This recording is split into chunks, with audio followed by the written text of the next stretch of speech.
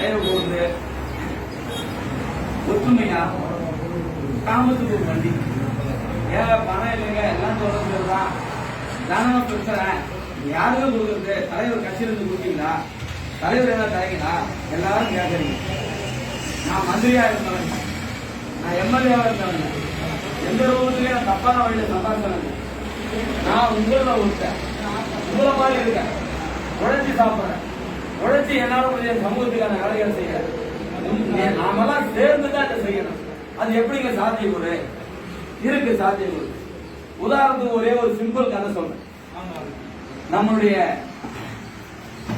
கிராமங்கள்ல மாரியம்மன் கோயில், எல்லையம்மன் கோயில், விநாயகர் கோயில், கிருஷ்ணர் கோயில் திருவிழாக்கள் நடத்துறோமா இல்லையா?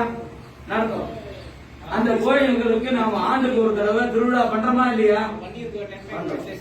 அதுக்கான பொருளாதார செலவு எவ்வளவு ஆகுது? கொஞ்சம் யோசிங்க. அதுக்கான பொருளாதார செலவு எவ்வளவு ஆகுது? லட்சக்கணக்கில் பண்றோம். சில ஊர்ல 50,000 60,000 பண்றோம். ஆனா ஒரு கிராமத்துல இருந்து நாம சென்னைக்கு போய் வர எவ்வளவு தேவை?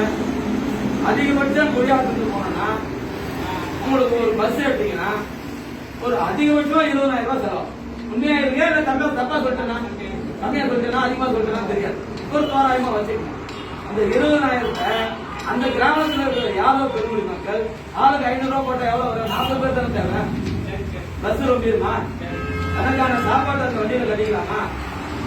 அதை கூத்தாடிக்கு டான்ஸ் ஆடுறவனுக்கு கலை நிகழ்ச்சி நடத்துறவனுக்கு 40,000 50,000 விளக்கு வச்சு அட்வான்ஸ் கொடுக்குறேன். அதுக்கு வரி பணத்தை கலெக்ட் பண்றேங்க. ஏன் சமூகத்தினுடைய விடியலுக்கு பண்ணக்கூடாது?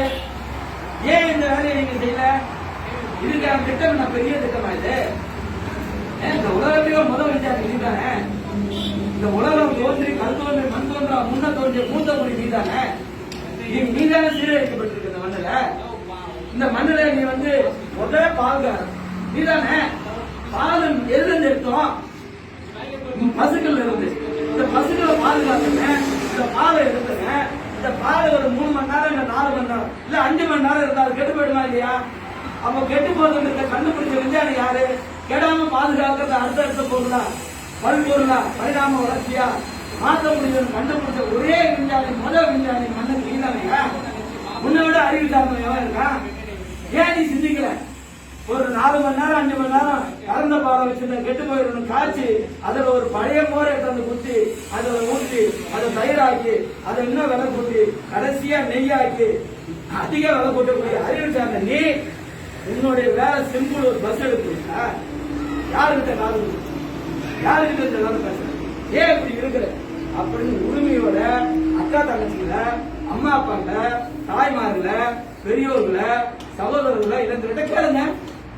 ஏன் ரகுவர் வீட்டு கல்யாணத்துக்கு கேட்கியா? ஒரு பொண்ணு நீ மஞ்சள் கேட்கியா? சமுதாய பணி தானே கேட்கற? உண்மைக்கு தானே கேட்கற? இல்ல உங்ககிட்ட கொடுக்குற பாய்க்கிற கேட்கியா? இதுக்கு என்ன உங்களுக்கு சிரமம் இருக்கு? சொல்லுங்க பார்க்கலாம்.